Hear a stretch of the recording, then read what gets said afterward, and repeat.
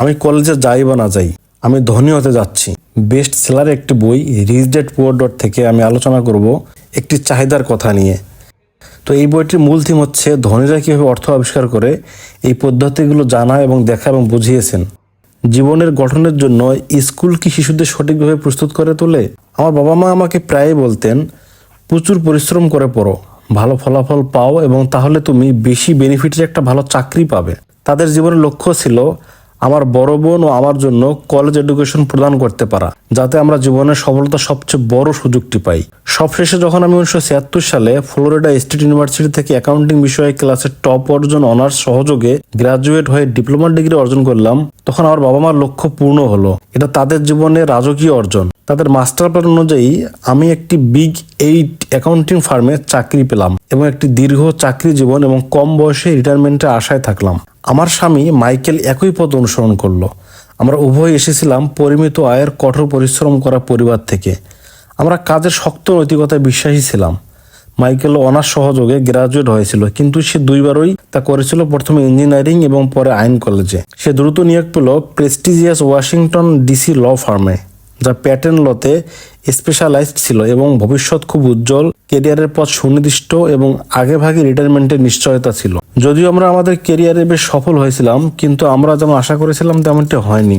আমরা বহুবার চাকরি বদল করেছিলাম, সব ক্ষেত্রেই সঠিক কারণে, তাই সেখানে কোনো পেনশন প্ল্যান ছিল না। আমাদের রিটায়ারমেন্ট ফান্ডে শুধু আমাদের কন্ট্রিবিউশন যুক্ত হয়ে বৃদ্ধি পাচ্ছিল। মাইকেল ও আমার বিয়ে জীবন খুব চমৎকার ছিল।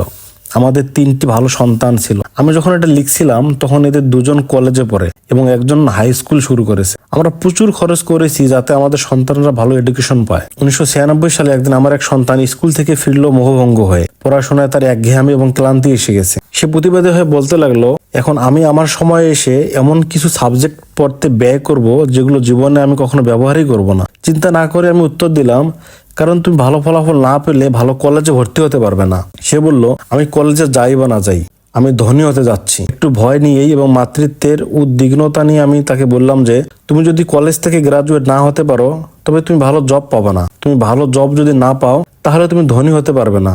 তুমি ধনী হওয়ার পরিকল্পনা কিভাবে করবে? আমার ছেলে হাসির ভান করলো এবং মৃদু বিরক্তিতে মাথা এদিক ওদিক দোলাতে লাগলো। স্মার্ট ও দৃঢ় প্রতিজ্ঞ হলেও সে সবসময় খুব বিনয়ী এবং সশ্রদ্ধ যুবক। সে শুরু করলো, এখন আমার লেকচার শোনার পালা। সময়ের সাথে চলো, চারপাশে দেখো।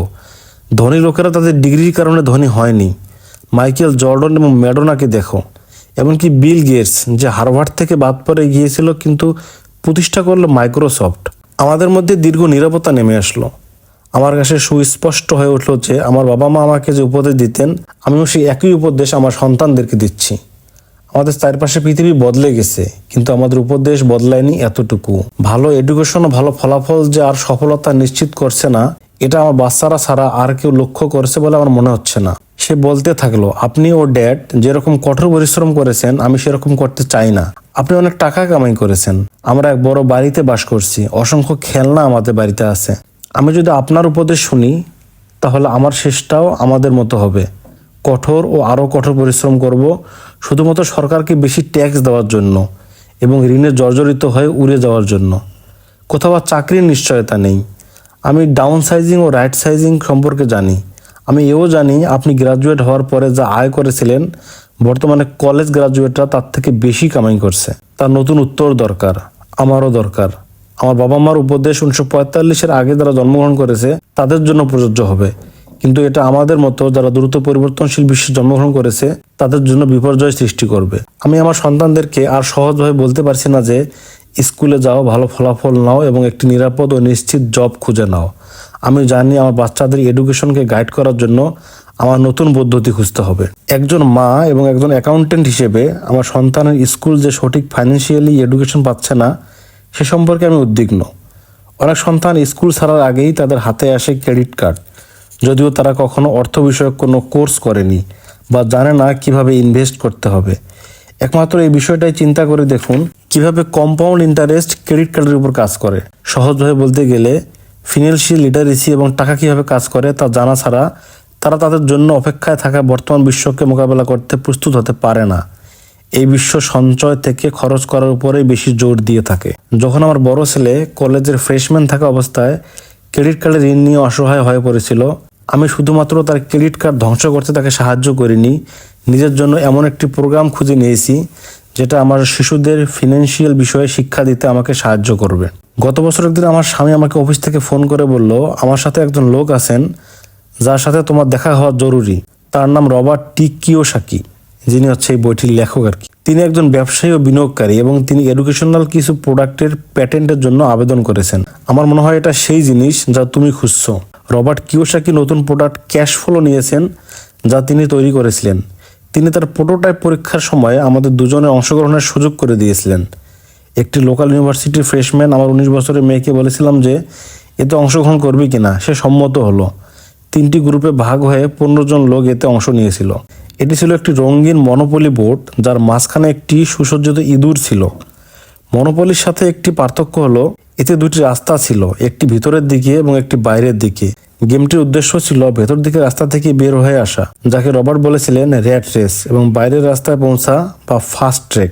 ধনী ব্যক্তিরা বাস্তব জীবনে যেভাবে খেলে থাকে তাকে অনুকরণ করে রবার্ট ফাস্ট ট্র্যাক তৈরি করেছিলেন। রবার্ট তখন আমাদের জন্য রেড রেসের ব্যাখ্যা দিলেন। আপনি যদি এভারেজ শিক্ষিত কঠোর পরিশ্রমী লোকদের জীবন দেখেন, সেখানে দেখবেন একই পথ।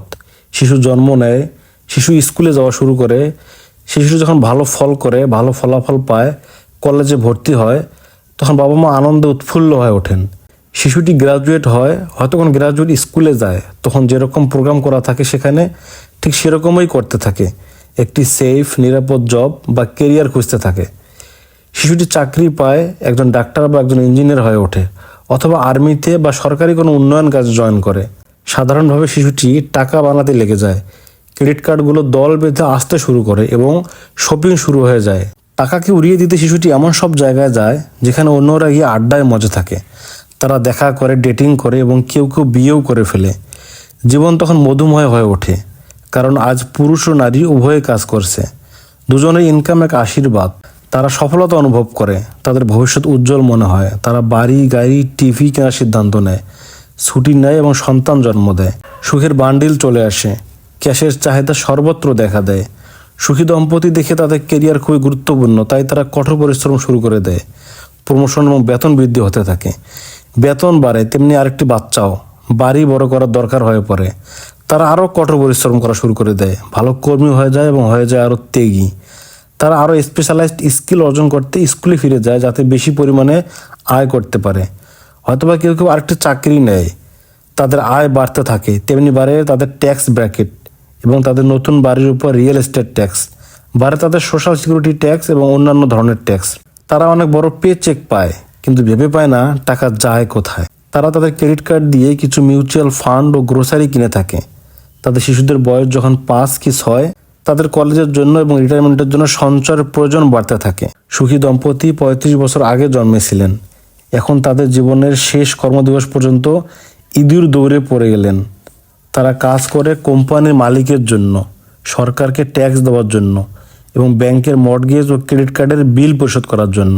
তারপরও তারা তাদের সন্তানদেরকে উপদেশ দিচ্ছেন, কঠোর পরিশ্রম করে লেখাপড়া করো, ভালো ফলাফল অর্জন করো এবং একটি নিরাপদ জব বা কেরিয়ার খুঁজে নাও।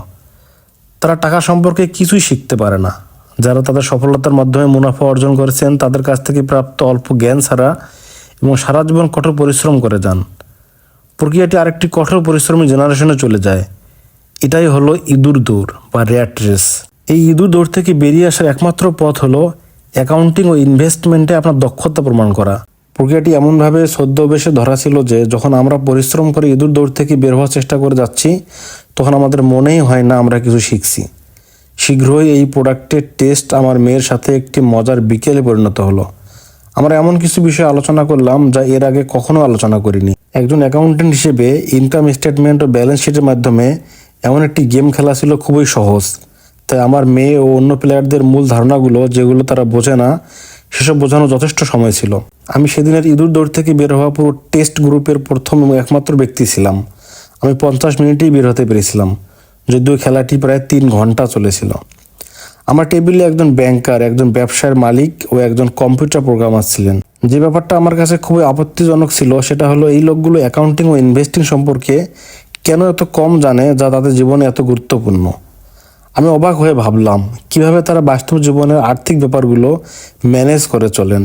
আমি বুঝতে পারলাম আমার 19 বছরের মেয়ের বয়সের কমপক্ষে দ্বিগুণ বয়সী লোকগুলো যখন এসব জিনিস বুঝে না, তখন আমার মেয়ে কেমনে এসব বুঝবে।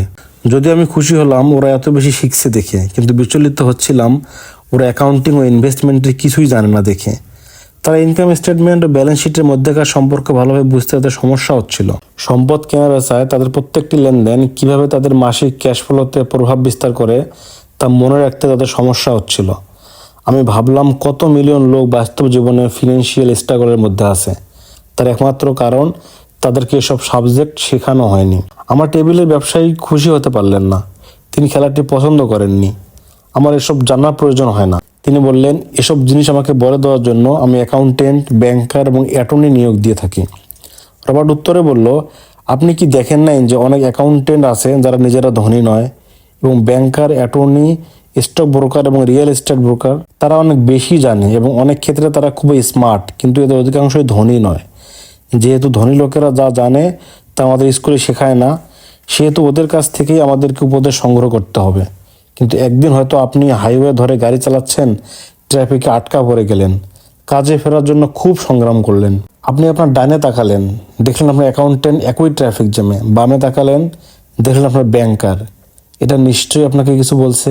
এখন আমি একটা পেশা বাছাই করতে পারবো যে কাজটা আমি করতে চাই সে কাজ করার জন্য, জব সিকিউরিটি, বেনিফিট ও বেতনের জন্য নয়। এই গেম কি শিখিয়েছে তা যদি আমি জানতে পারি, তবে বিজনেস কোনো নির্দিষ্ট জবের জন্য কি কি চায় তা স্টাডি করার পরিবর্তে আমার অন্তর যা শেখা প্রয়োজন তাই করতে এবং শিখতে পারবে। রবার্ট ও তার স্ত্রীর সাথে পরের সপ্তাহে আমার স্বামী ও আমি একটি ডিনার মিটিংয়ে মিলিত হলাম। যদিও এটি ছিল আমার প্রথম সামাজিক গেট টুগেদার, তবুও মনে হলো আমরা একে অপরকে অনেক বছর থেকে চিনি। আমরা দেখলাম অনেক বিষয়ে আমাদের মধ্যে মিল আছে। আমরা খেলাধুলা ও নাটক থেকে রেস্টুরেন্ট ও সামাজিক, অর্থনৈতিক সব বিষয়ে কথা বললাম। আমরা পরিবর্তনশীল বিশ্ব নিয়ে কথা বললাম। আমার সন্তানদের কি 75 মিলিয়ন বেবি বোমারদের রিটায়ারমেন্টের জন্য টাকা দিয়ে যেতে হবে? আমরা আশ্চর্য হয়ে ভাবলাম, যদি মানুষ বুঝতে পারতো পেনশন প্ল্যানের উপর নির্ভর করাটা কত ঝুঁকিপূর্ণ। রবার্টের প্রাথমিক উদ্বিগ্নতা ছিল আমেরিকা ও সারা বিশ্বে বিত্তবান ও বিত্তহীনদের মধ্যে যে ক্রমবর্ধমান পার্থক্য আছে তা নিয়ে। তিনি জানতেন বিশ্ব পরিবর্তন হয়ে গেলেও এডুকেশনে পরিবর্তন আসেনি। রবার্টের মতো শিশুরা পুরাতন শিক্ষা ব্যবস্থার অধীনে বছরের পর বছর কাটিয়ে দেয়, এমন সব বিষয় পড়ে যেগুলোর কোনো ব্যবহারই নেই, এবং এমন পৃথিবীর জন্য প্রস্তুত হয় যার অস্তিত্ব এখন আর নেই। আজ সবচেয়ে ভয়ঙ্কর যে উপদেশটি বাচ্চাদের দিতে থাকেন তা হলো, স্কুলে যাও, ভালো ফলাফল অর্জন করো এবং একটি সেফ ও ভালো চাকরির খোঁজ করো। তিনি বলতে চাইলেন এটি পুরাতন উপদেশ এবং একটি বাজে উপদেশ। কারণ যদি আপনি চান আপনার সন্তান ফিনান্সিয়ালি সিকিউরড ভবিষ্যৎ পাক, তবে পুরাতন নিয়মে খেলতে পারবেন না, এতে সময়ের অপচয় হবে। এটি একটি ঝুঁকিপূর্ণ বিষয়।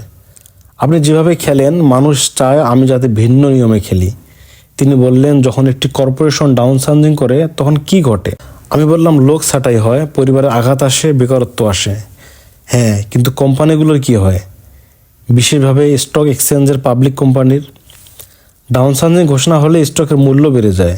আমি বললাম, যখন কোনো কোম্পানি অটোমেশনের মাধ্যমে বা সাধারণভাবে লেবার ফোর্সকে পুনর্বিন্যাস করে তার মজুরি ব্যয় কমায়, মার্কেটে তার পজিটিভ প্রভাব বাড়ে। ঠিক তাই, সে বলল, যখন স্টকের মূল্য বৃদ্ধি পায় আমার মতো লোকজন, শেয়ার হোল্ডাররা ধনী হয়ে যায়। আমি এটাকে আরেক সেট রুলে বুঝিয়েছি, কর্মীদের হার, মালিক ও বিনিয়োগকারীর জয়।